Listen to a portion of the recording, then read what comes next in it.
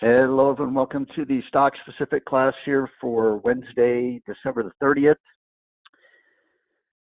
This is the last class of 2020. And that reminds me, next week we'll be back to the regular schedule on Tuesdays and Thursdays instead of Mondays and Wednesdays.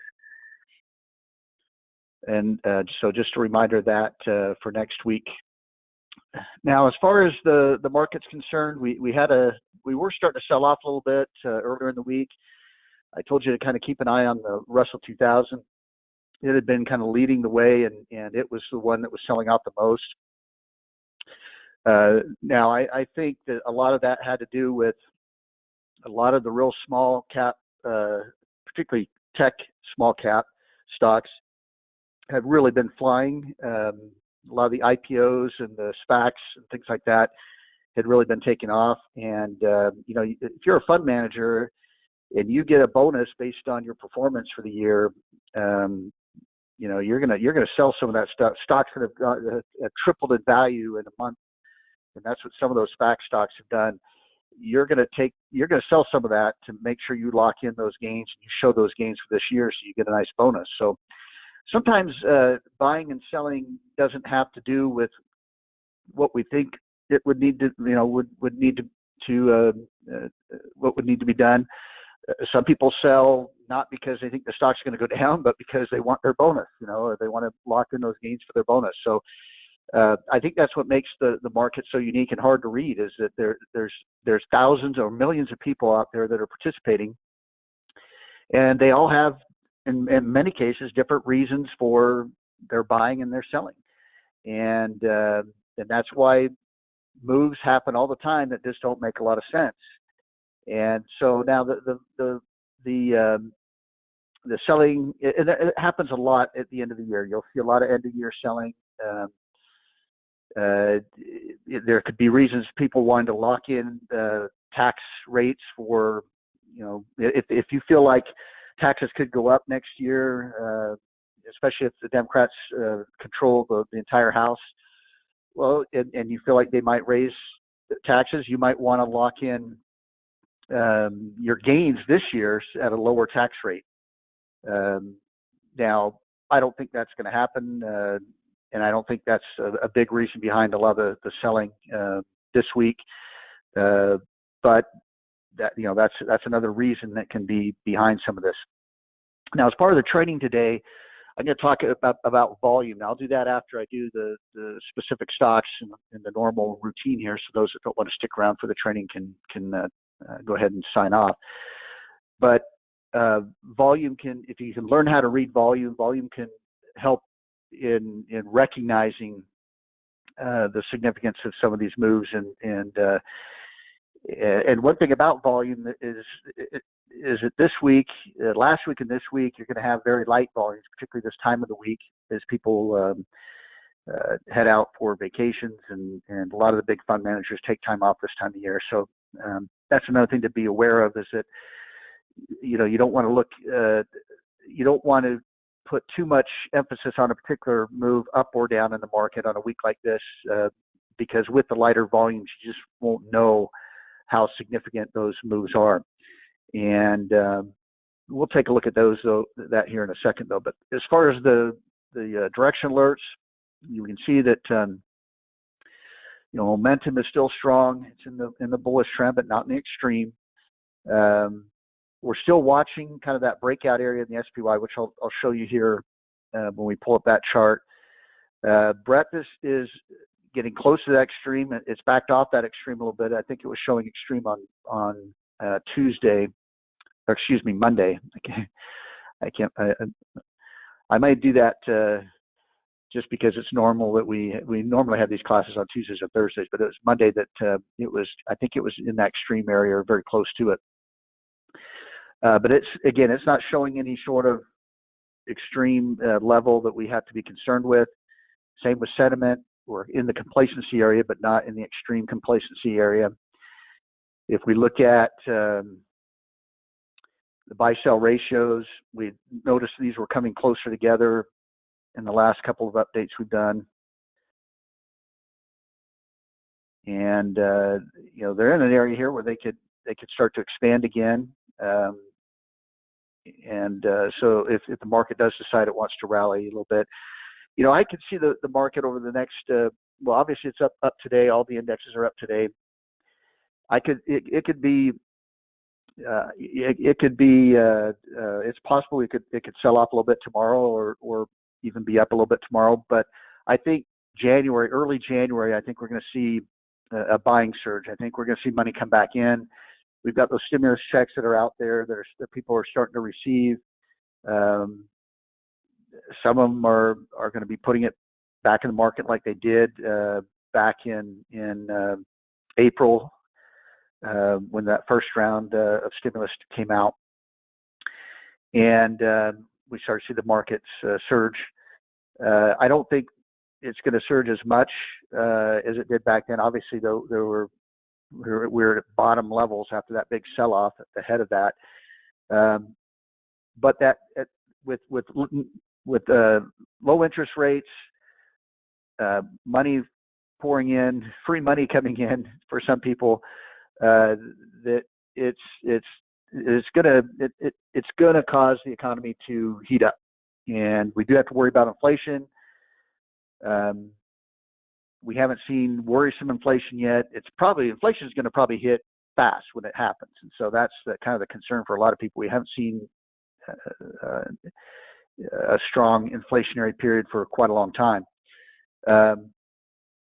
but and the market will probably react when it finally does see it. But I think in the near term, like I said, just looking at those direction alerts, we have room to run a little bit higher.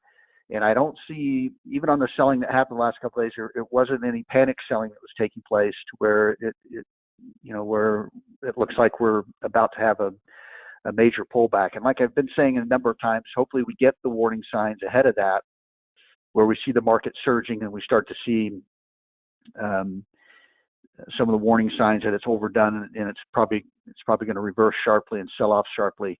Hopefully we get some of those warning signs ahead of time, which we often do in those types of conditions. But another thing to keep an eye on is a sentiment indicator here. It's starting to move back up.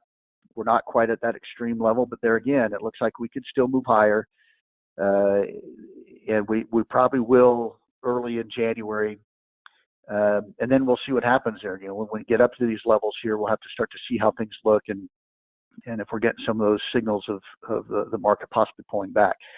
But this has been a big one. I mean, I like this indicator because almost every time we get up into these real extreme levels, we get some sort of market pullback, and so doesn't always happen immediately. But it tells you that's when we start to get up in these levels here, and that's when you'll hear me say, yeah, we gotta start limiting the new positions we're getting into, tightening up stops, taking profits off the table, things like that. All right, let's go to the chart of the SPY here, and this is the area that I'm looking at. We're at the upper part of this range. We've been moving sideways.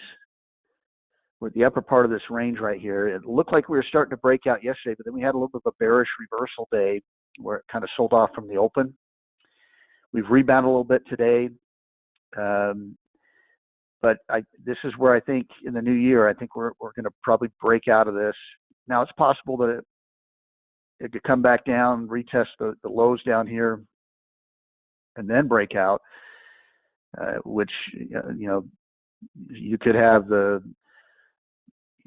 tomorrow being down and first couple days of the new year being down and then have it surge. But it looks like it's going to probably break out in this area here, and then I think that's when we'll see it start running again. I tell you, some of the most difficult periods to trade are end of the month. The last few days of a month, particularly if that month is the end of the quarter. Again, you see buy and sell decisions being made that don't have that have to do with the fact that you're at the end of the quarter or the end of the month and not not based on kind of normal reasons why we would buy or sell. And then obviously the end of the year, it's really hard to read what the market's going to do this time of the year because of the uncertainty of what some of those decisions are being made, what they're being based on, and the lighter volume. A lot of people are taking vacations. They've done their selling or their buying, and they're vacationing now. So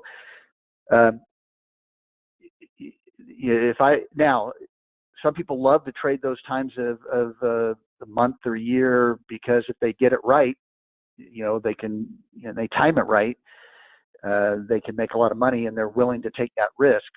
But if you want to avoid uncertain market conditions, when the market's really kind of uncertain and very hard to read, you'd want to avoid kind of the end of the month, doing a lot of stuff at the end of the month, or end of the quarter, end of the year.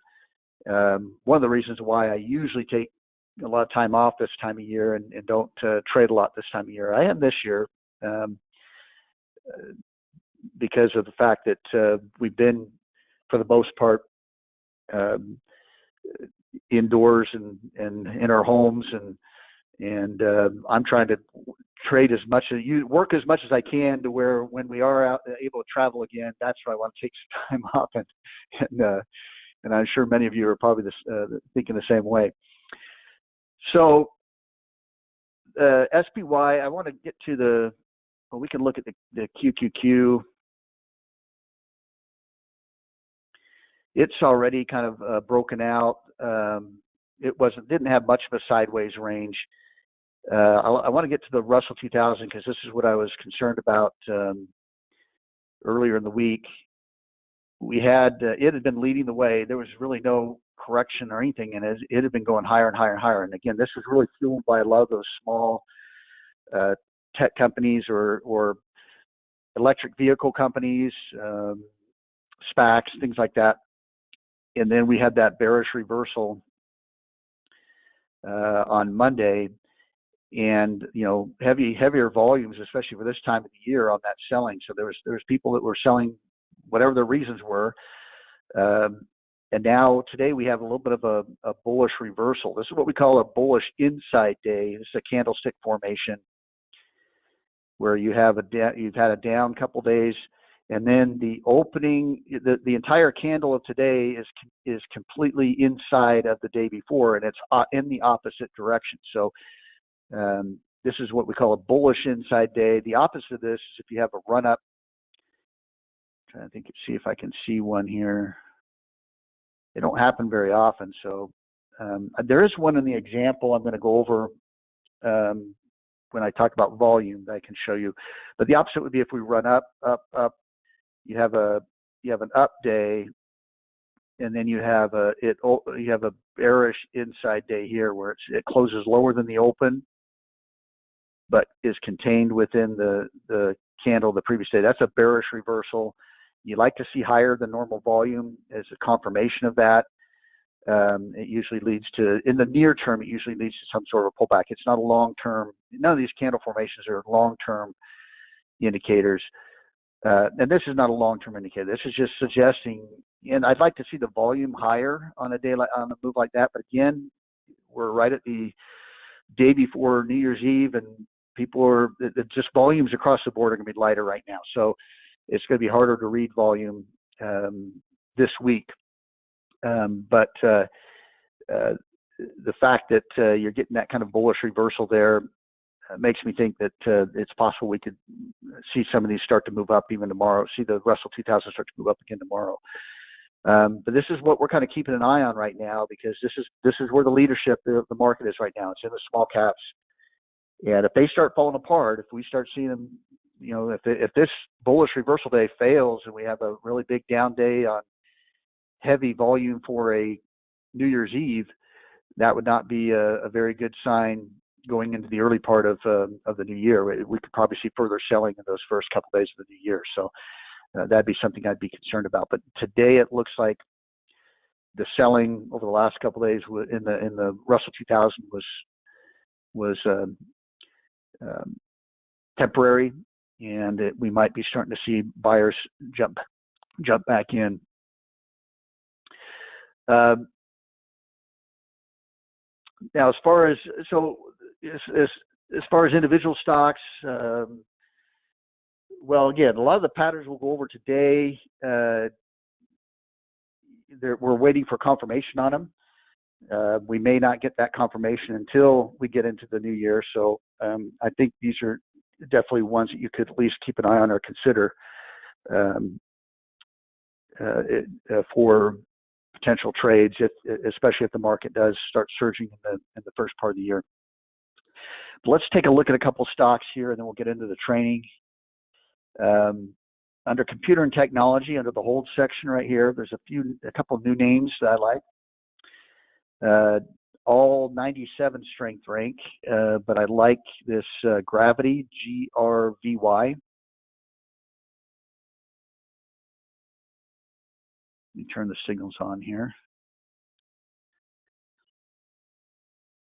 And I like the trend. Here you had a nice consolidation. You broke out of it. You had a little bit of a consolidation in here. You moved up, and now you kind of pulled back, and you pulled back to that previous consolidation area right there. Now, I'm not saying this thing couldn't sell off further. It has had weakness over the last few days. But there again, this is one of those smaller companies that has pulled back with the Russell 2000. And if that starts to rebound again, I think this trend could continue. And we wait for it to go back to a buy signal anyway.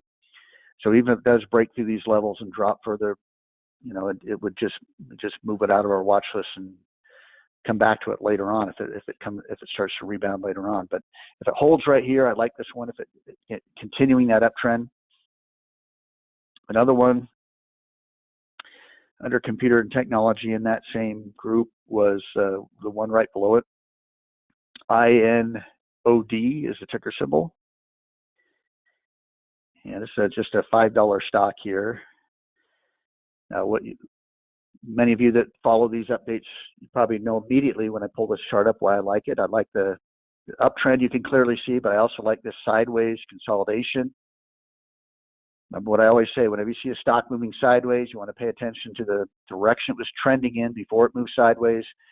That's where it's more likely to go after it's done moving sideways. We just don't know how long it'll move sideways. Could it move sideways for a real long period of time? Right through here, it moved sideways for quite a while. This was a little bit of a longer move here. I don't know, but the pattern is suggesting that once this is done, it should continue to move higher, and we like the stair-stepping behavior ahead of that as well.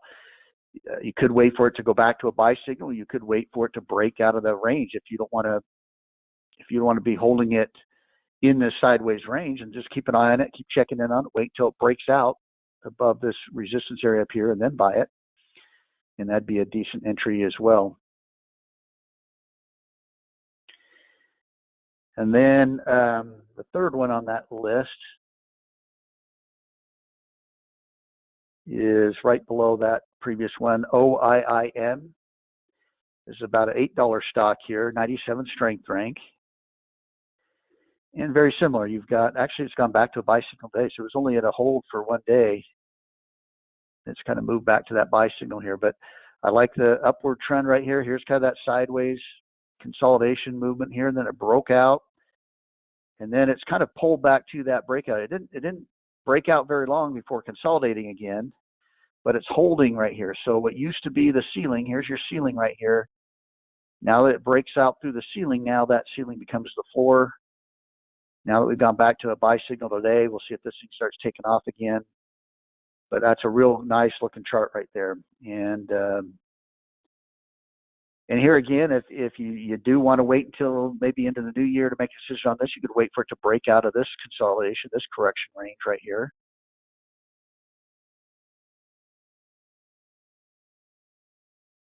If you wanted to give it a little bit more, get a little bit more confirmation on it. Now, going back to the sectors here, you might say, well, why do we pull so many stocks out of the computer and technology sector? Well, these sectors are when you're in the sector tab right here, this is ranking all the different sectors out there. Okay, and you can see right here, the computer technology, and it's been this way for a while now, several weeks, is at the top of the list. So in essence, what we're doing, and the purpose of the software and helping us, is the software is saying this is the top sector out there based on performance. And what we're doing is we're going into the hold section here because we want to see stocks that maybe have pulled back a little bit and they're going to go back to their buy signals. I want to find the strongest stocks within the strongest sectors. And I want to trade those until they stop working, until computer technology starts moving down on the list. If you've been around for a while, earlier in the year, the medical sector was right at the top. And in almost every stock-specific class we had, we were pulling out medical, biotech stocks and medical stocks. Why haven't we done very many medical stocks lately? Well, because the medical sector is down on the list here.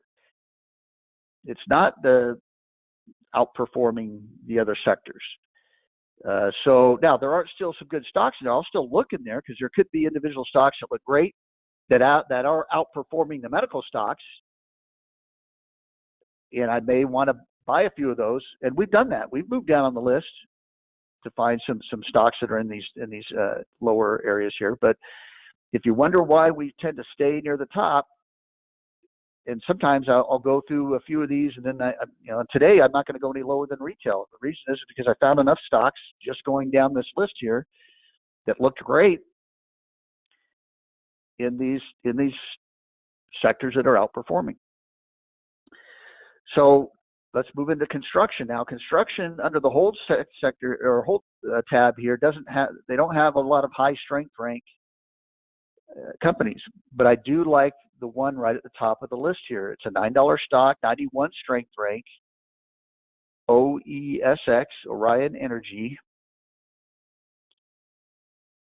And you can see right away why I liked it. I like this uptrend, and I like this stock consolidating right here, moving sideways after breaking out. And look where it's moving sideways. It's moving sideways right at that breakout area. What used to be the ceiling broke out of there. Now it's the floor.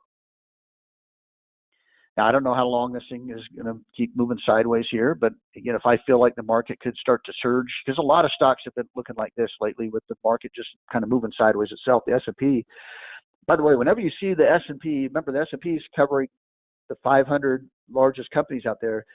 If you see the S&P 500 moving sideways, clearly moving sideways like something like this, chances are when you start looking at the individual stocks within the S&P 500, those 500 stocks, a majority of them are going to have the same pattern. Okay. So if I think that we should break out of the S&P and continue to move higher, then I'd like to look for stocks that are consolidating that are probably going to break out too. And here again, you could wait for it to go back to a buy signal. It's not that far from, well, a little bit of ways away from going back to a buy signal, or you could wait for it to break out of that sideways range. Much like back here, you could have waited until it broke out. Now it didn't surge for too long before coming right back down, but that's a good buy point right there is to buy the breakout.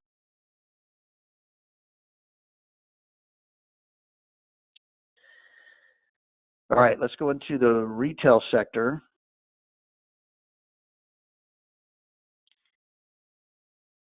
And one that I like is this NLS, Nautilus Group. This has a 99 strength rank.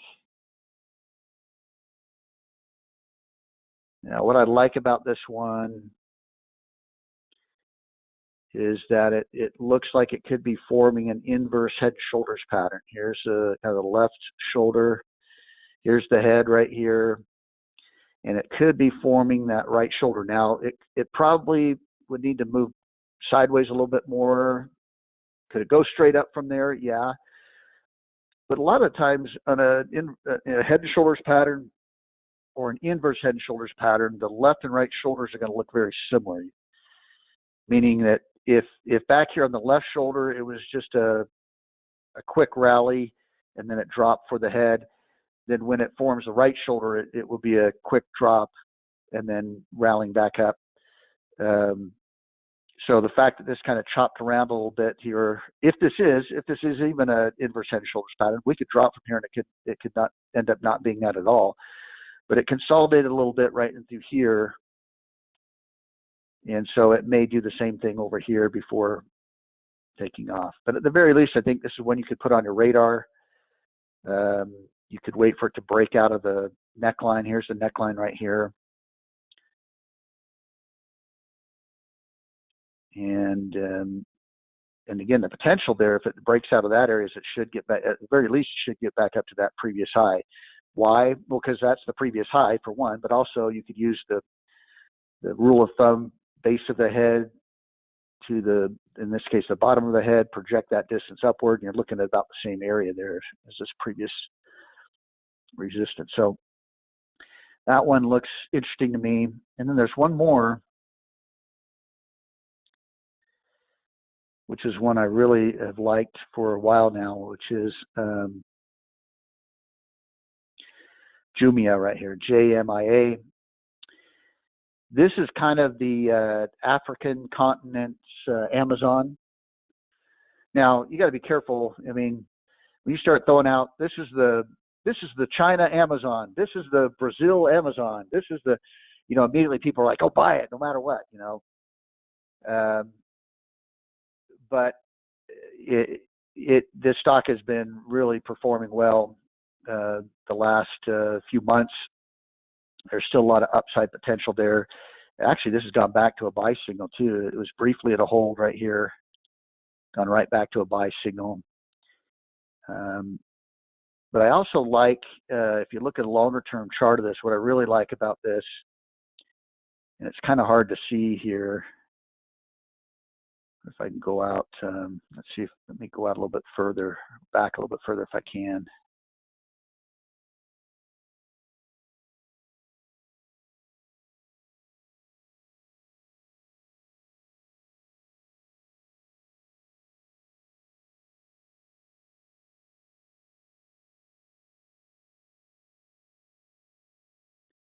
It might not let me, that might be it, but there was the IPO over here, and then it's dropped down, and it's kind of formed this large bull. This is why I really like the long-term potential on this one. So it had its IPO, and we've talked about these bull formations. This is a huge bull formation. But you're talking now down here almost to $1, where it was back earlier in the year on that market sell-off.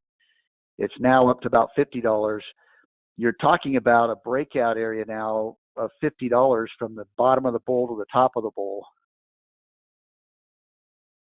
which means if you take that distance and you project it from the breakout area, this could have the potential to be a $100 stock in probably a number of months, because we're going back a couple of years here.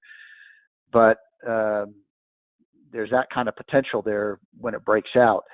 And what I'd really like too, if we zoom back in, is that this was right at that breakout area right in here, and now we've kind of pulled back from it. So if it can finally break out of that, then there's that potential that it could be on its way. Now, again, I'm talking longer term. I'm not saying it's going to go straight to $50, but I really like that larger formation and the near term trend too. So I like the larger trend, or the larger pattern, and then the near term trend here on this one. We'll see how it goes. All right. That concludes the stock specific part of the class today. Let's get into the training.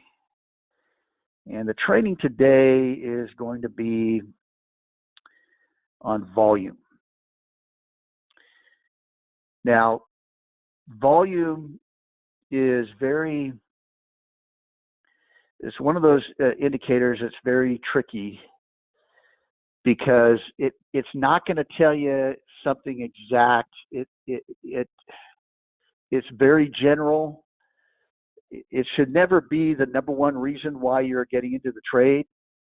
You want to combine it with a number of other factors. One of the best ways to describe this volume is that volume shows you the significance of a move, the significance of a move.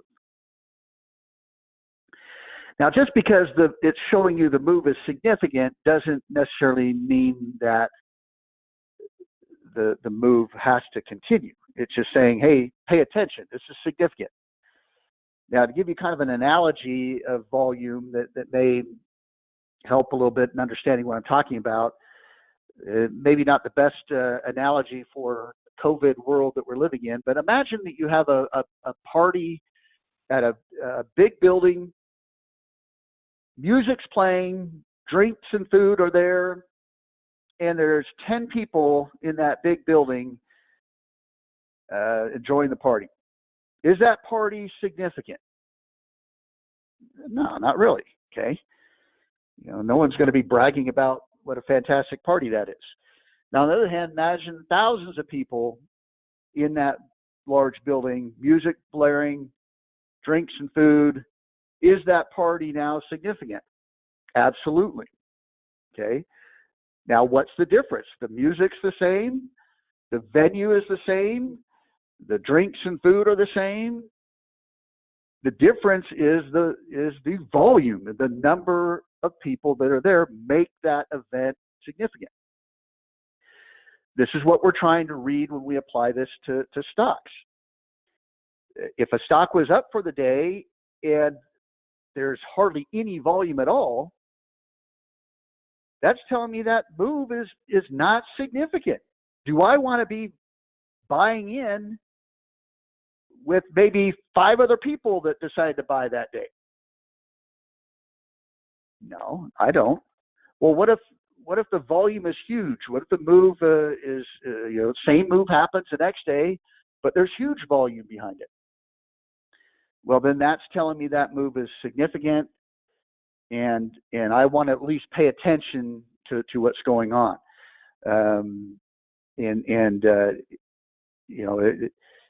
It doesn't mean I'm going to act on it necessarily. There may be other things I might be looking for. I might be looking for a buy signal that shows up after a high volume surge or something like that.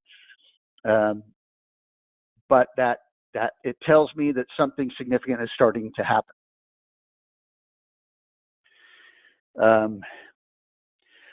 Volume can show you momentum, and it can show you momentum shifts. The context, as I'm going to explain here, is as we go through this, is going to be very important as well. Where is that volume showing up? Because if I see a stock that's gone up, up, up, up, up, up, and then it gaps up and has a move straight up right here on huge volume, that move was significant, but in the context of that significance, I've got to say, well, wait a second here. Why is that? Why is everybody getting in up here? This thing's already gone parabolic. It's going straight up. Why is everyone getting in up here? Are they getting in at the end of the move? Possibly. I don't like to buy in when the stock's been moving up for a while and then has a huge move up on huge volume. That usually means people are chasing it. They're panic buying at that point. They're afraid of missing out. That's why they're buying at that point. What if you have a stock that's come down, down, down, down, down, and then it has an up day on higher than normal volume? I love to buy in on something like that because that's telling you that bullish reversal right there is significant, and it's come after a pullback. And those are probably the smart buyers. Those are the ones that are recognizing, hey, this thing is about to go on a run. And usually you'll see a rally off of that. Volume is really good to use with candlestick formations. If you want to go back and review that candlestick training I did a few weeks ago, one of the things I mentioned in that class was you'd like to see volume behind it. I'll show you some examples of candlestick formations with volume, but it gets back to the whole point of context. Where is some of this happening? I can get sometimes you can use volume with the size of move. If I get a really big move up on really light volume, do I trust that really big move up? That stock might have moved up $5 a day, but it moved up $5 on low volume. I don't trust that move. On the other hand, I could have another stock that barely moved up today, but on huge volume. Now, especially if that stock had pulled back and then it had that small bullish reversal, but the volume was clearly higher than normal. I don't care that was a small move. That's giving me an early warning or early clue that the smart money is starting to come into that stock, or at least potentially could. Now, I'm going to warn you ahead of time here. You're going to have days where you have a bullish reversal, you have heavy volume, and yet the stock still ends up dropping. Okay, believe me, if a bullish pattern with higher than average volume always worked, that's all I would look for, and I'd never be wrong, right? So again, I have to always remind people I teach, nothing in the market can tell you, there's nothing, no software, no pattern, no anything that can tell you exactly what a market's going to do. And our job is not to know exactly what it's going to do. Our job is to manage probabilities. And this is another area here where you can see the probabilities. When you learn how to read volume, you can add it to the other things you're analyzing, and it can add to the probability of getting a certain move. Another way that volume can help is sometimes let's say you're in a stock and the volume is increasing and the stock is moving up just like you expected it to. And then suddenly it has a down day. What is your tendency a lot of times when that happens? You've gone up quite a bit. You're excited about the profit you have. You don't want to get out too early, right? If this thing's going to keep going, you want to let it keep going. But on the other hand, you don't want to see your $1,000 profit go back to a $200 profit. You don't want to give back what you've already made, right? So you have this down day, and you're saying to yourself, "Boy, what do I do? I had a $1,000 profit, and then now it's at $800. I don't want it to go back down to $200. What do I do?" Well, look at the volume of that down day. If that was a down day and it was on lighter than normal volume, what does that tell you? It tells you that the move isn't that significant. There wasn't people panicking out of this thing. There's probably some guy that he wants to go buy a new Lamborghini, and he sells some shares of the stock, and because he's so rich, he has so many shares, it causes the stock to go down, but it's not enough volume to be significant. So you might say, okay, I'm not gonna exit too soon on a down day on light volume. And what you'll find many times is it may not happen immediately. You might have another down day on light volume, but eventually usually that trend will start picking up again. On the other hand, let's say you had that small down day and it was on heavier, higher than normal volume. Well, now you better take your $800 profit, because it's probably about to turn into a $200 profit or a loss, because that reversal day, that bearish reversal day, is significant with the volume behind it. Now let's look at some examples here. I'm going to do 2 examples. I'm going to show you how you can use volume with the indexes like the SPY, and how you can use volume on an individual stock. Now, why is that important to kind of be able to do it with both? Well, I want to be reading what the overall market is doing. Because if the overall market is showing a significant move, meaning millions of people are buying or millions of people are heavily selling or whatever, that could dictate what the majority of stocks. Remember, the indexes are showing you what the majority of stocks are doing.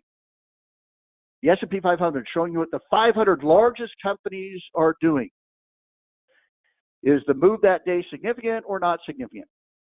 I want to know that, because if I can see the market is making a significant move, people are buying the market in heavy volume, and I find a stock that looks like it's going to go up because there's heavier volume and it has a bullish reversal, my probability of being right on that trade goes up significantly.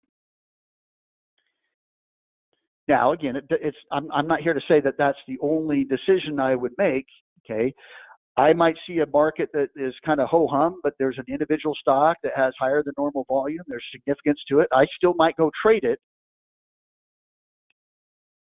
But if it doesn't take off right away or perform right away, I know why it might not have been performing right away. It's because the overall market is still chugging along. There's not a lot of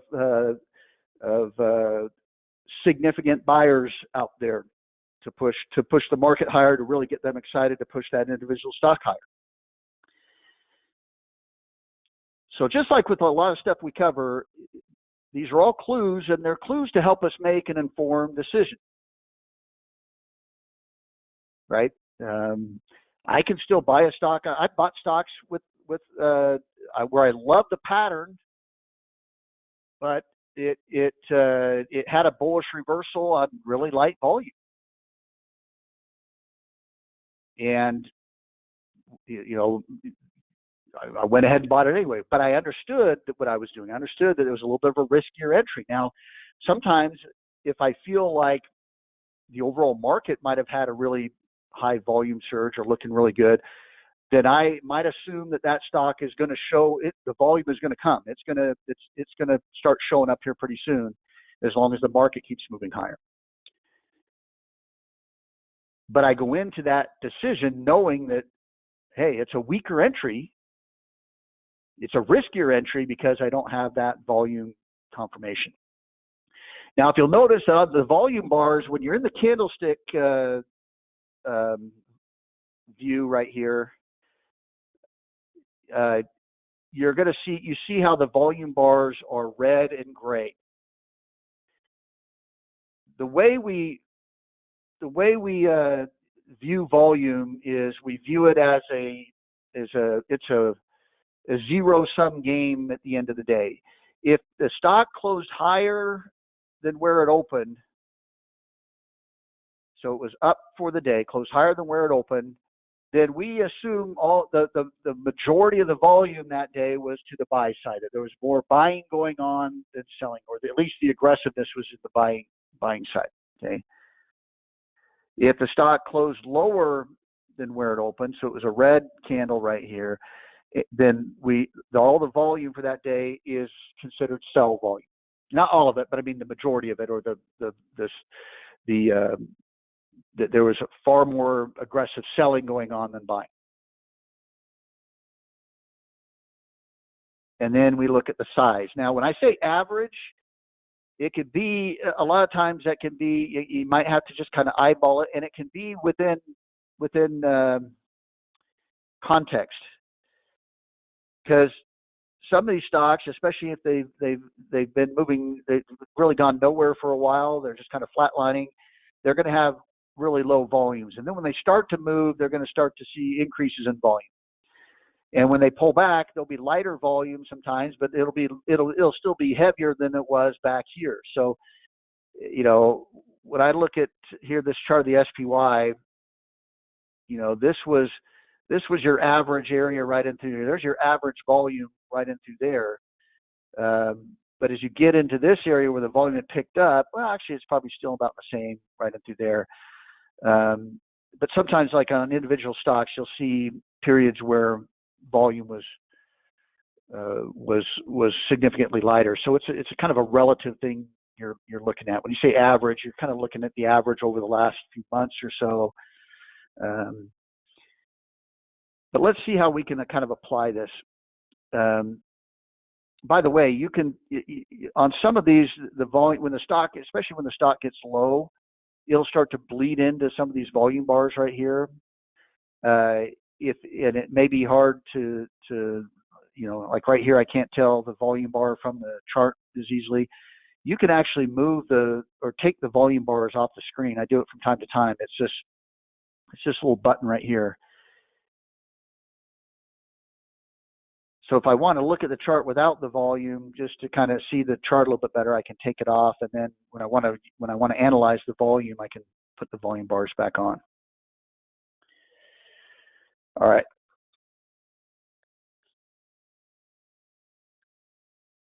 Now I'm going to go through some dates, and I'm going to show you how volume can not only show you momentum, but it can also show you momentum shifts. And again, it has to do with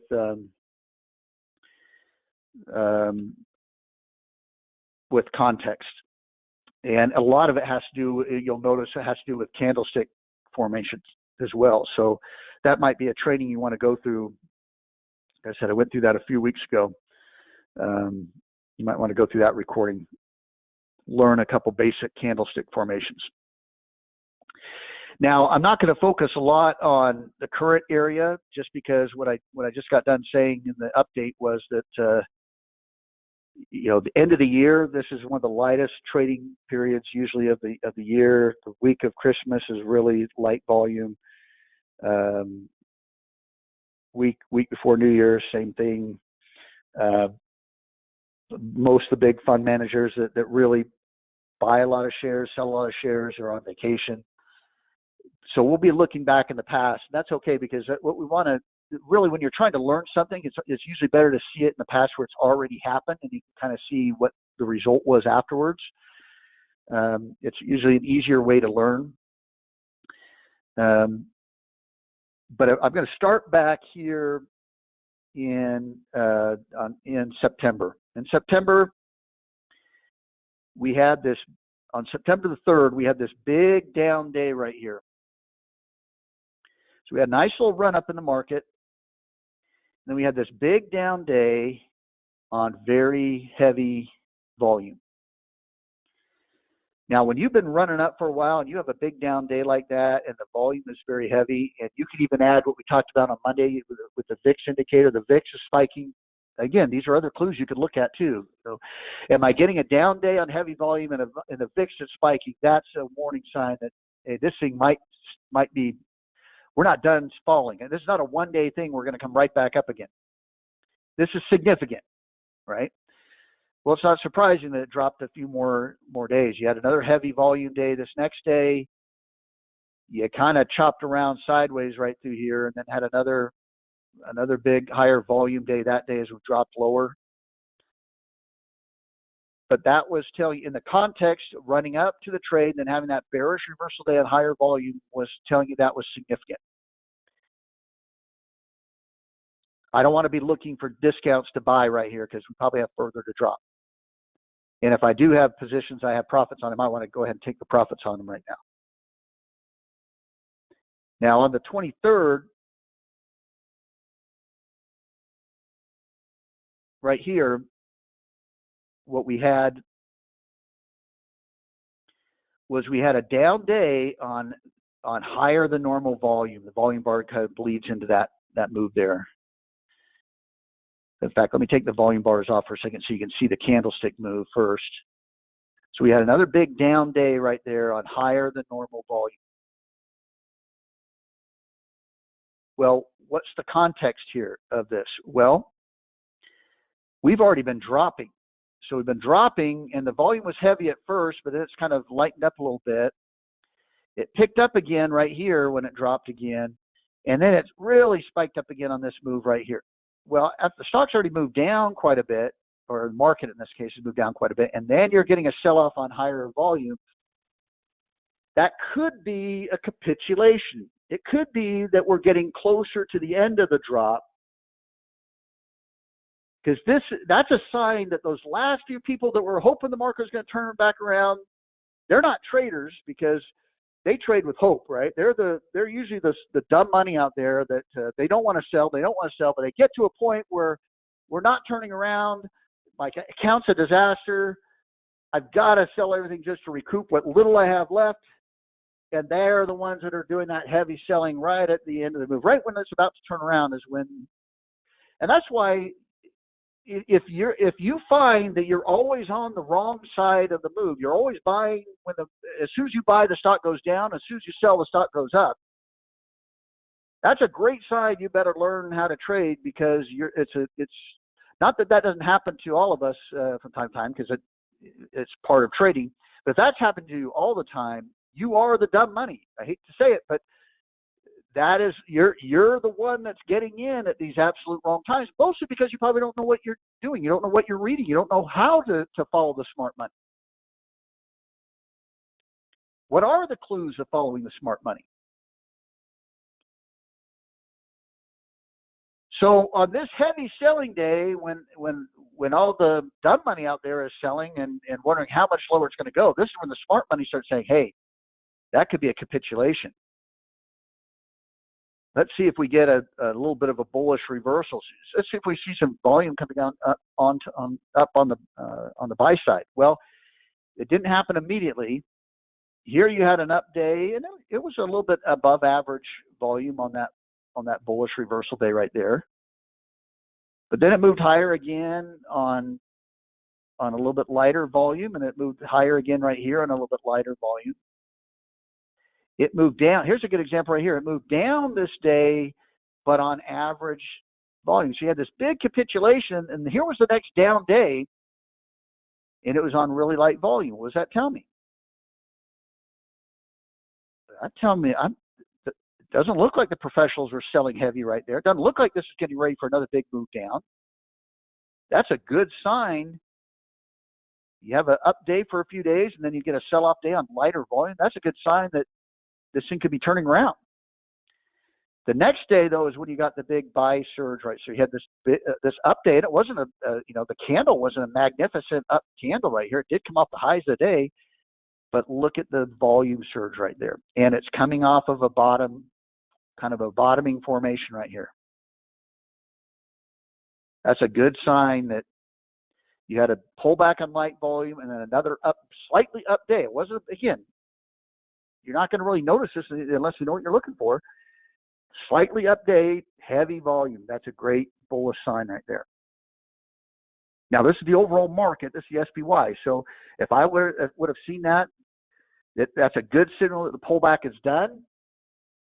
And I want to go out there and find stocks that pull back that I'm dying to get back into and see if they have a bullish formation or bullish pattern or bullish look to them. Because that could be, not only could you have the market surging higher, but you could have the individual stock surging higher as well.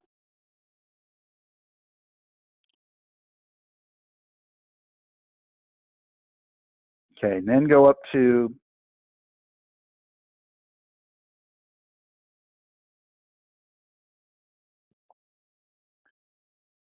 let's see, where do I want to go here to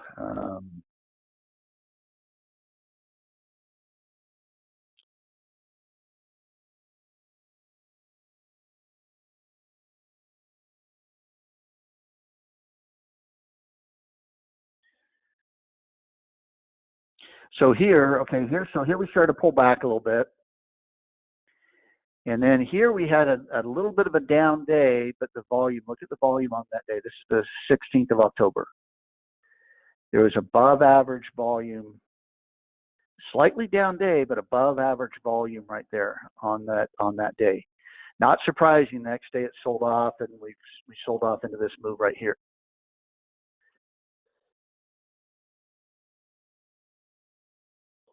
Then we had another capitulation down here. We'd already dropped, and then we had a big down day here on huge volume. By the way, gaps are, you get a gap down on huge volume after a drop. That's almost always a sign of capitulation.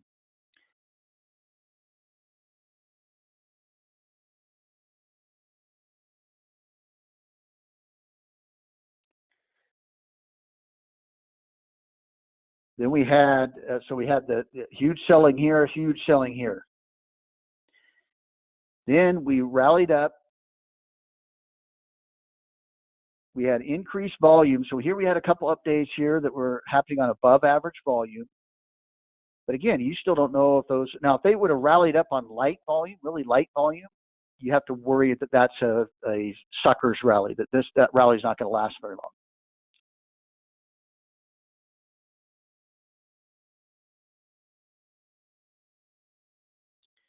See here on this drop right here, here's attempted rally right here. Here's an update, but look at the volume behind it. It was light, it was average volume on that. Not surprising that rally didn't hold and the thing dropped a little bit further. Here you had a surge in volume on this day right here. Now, again, you're coming off of a pullback. You're seeing increased volume coming in. That means that usually means I trust the rally.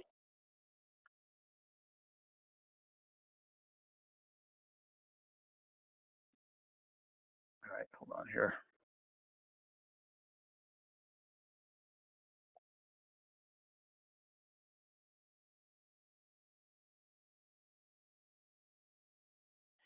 Now here's an example of where it doesn't always follow through. This was a bearish reversal day, significant bearish reversal day. Gapped all the way up here, dropped all the way down, closed lower than where it opened on heavy volume. I remember that day because I thought for sure we were going to drop. I bought put options. I shorted some stocks. Just there, you get a day like that, and it is, I would say, about 85 to 90% of the time, it's going to drop the next day. And it opened a little bit lower the next day, but it did not drop very much. So there was an example there of where you got a very strong bearish reversal. Significance. It was significant from the huge volume that was there. And it's not like this was happening at a bottom. This was happening after a big, almost parabolic rally, and you didn't get the pullback. Now, I got burned a little bit on those bearish trades. Would I do them again? Absolutely. If 85 to 90% of the time you're going to get a pullback off of a signal like that, you trade it. But when it didn't reverse, and I lost some money, what else did it tell me, though? If we didn't reverse on that bearish reversal, this market's going higher. The buyers are strong right now. And that led to a November surge, and I made about 4 times the amount of money in November that I lost on those trades there on that bearish reversal. I mean, November was a great month.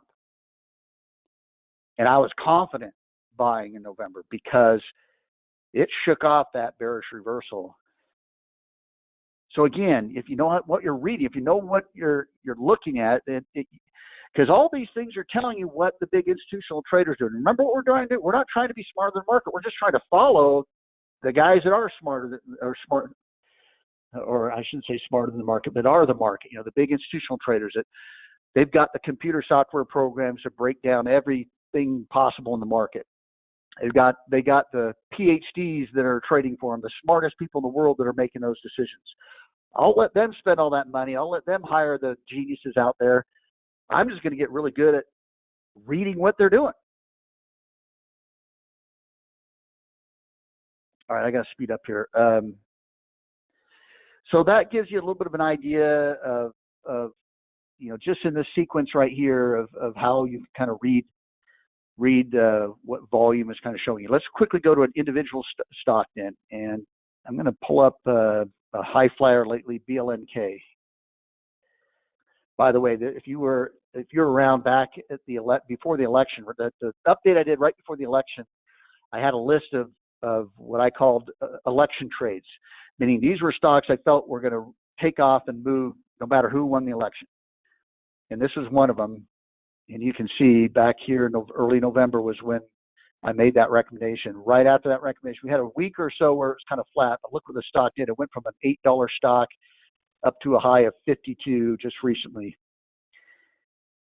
You don't get that very often, but that was a big winner there. But here we see, this is what I was talking about as far as context is concerned. So back here it was just flatlining. Volumes are really low. And when you see a stock moving sideways and the volumes are muted, I usually stay away from those stocks because there's no reason to buy them. There's no reason to watch them. They're not doing anything. I don't know how long that's going to last. Some of these can move sideways for a long time. Okay. Then it finally broke out. So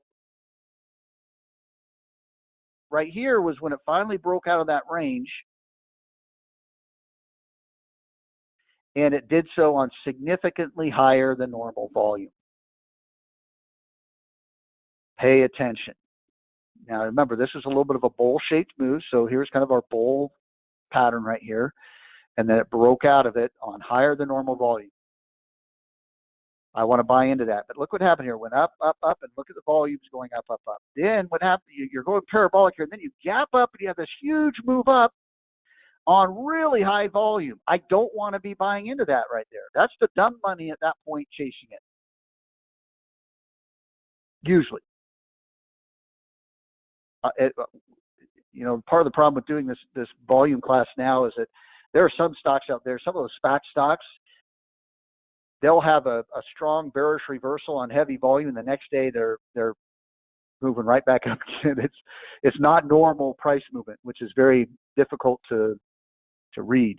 What it tells you is they're trading on pure momentum. There's really no fundamental reason for some of those buy sell decisions, and those can make you a lot of money. They can lose you a lot of money very quickly too.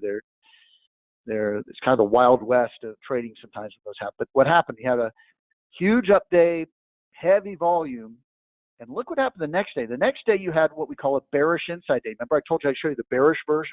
We saw the bullish version of the inside day. I showed you that before earlier in the update. This is a bearish inside day. And in order to have an inside day or inside reversal, you have to go from up to down. So you have the upward move right here, and then you have the downward candle. It's closed lower than where it opened right here, but it was contained within the full candle of the day before, and it happened on heavier than normal volume. There's a really good chance the stock is going to pull back from that. And this is why I like to look at these things in hindsight here, because you can see exactly what happened. Now, it didn't go straight down. It had a down day right here. It tried to recover. So you had a down day right here. Then it tried to recover, tried to rally back up, but look at the volume on that rally. It's lower than, it's still above average from back here, but I got to stop looking back here because this surge in volume is now the new normal. So coming back down to these volume levels is your average. So that was average volume on that rally right there. And it faltered, it dropped back down. Then you had a bullish reversal day right here, but the volume was just average volume, nothing significant there to say that, not enough significance there to say this is going to go straight back up again. These next couple days were really muted volume, very low volume. But then you have this day right here where it takes off, and now you start to see, well, these next 2 days, you start to see the volume pick up.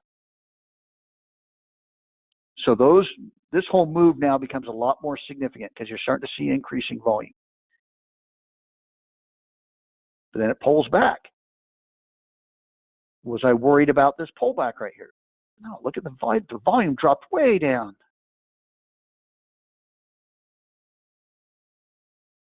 And then boom, now you take off again on higher than normal, higher than average volume right here, coming out of a pullback, and then you start to surge again. Then you have a very heavy volume day, not quite like we saw back here. We have a heavier volume day on this move right here. It's already gone straight up, almost doubled in price, or did double in price from down on these levels right here. I got to be worried about buying in right there. I don't want to buy in on a heavy volume day after a big move up. Pulled back on lighter volume that day, had an inside day right there, bearish inside day, but the volume was much lighter. Surged one more time on heavy volume. And then you had this bearish reversal day. It opened up way up here, closed down here. So it finally is turning around and going down.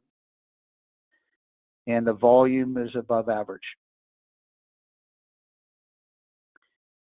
Not surprising at all that the stock dropped again yesterday. But it dropped, the volume is decreasing a little bit there. Now today you have to have a real strong inside day, you want the tail to be inside the candle as well. You have the body inside the candle here, which is still a pretty decent bullish reversal.